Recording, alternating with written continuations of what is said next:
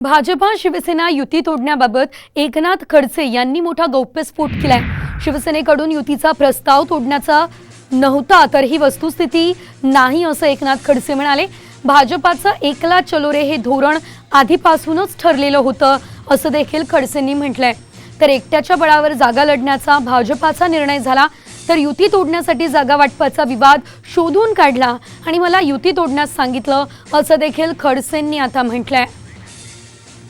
ही वस्तुस्थिती आहे की शिवसेनेकडनं युतीचा प्रस्ताव तोडण्याचा नव्हता।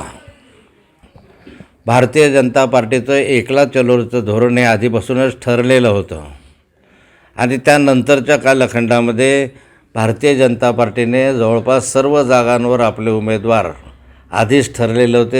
ज्यावेळेस विश्वास मिळाला की आता आपण एकट्याच्या बळावर निवडणुका लढवू शकतो त्यावेळेस मग युती तोडण्याचा विषय भाजपकडून सुरू झाला। मग कुठलं तरी कारण शोधलं पाहिजे म्हणून मग जागा वाटपाचं कारण आलं। मग एका जागेवरून अडवण्यात आलं, मग ही जागा आम्हालाच हवी, ती जागा तुम्हाला नको, अशा विवादानंतर ही युती तोडून टाकावी अशा स्वरूपाच्या सूचना मला देण्यात आल्या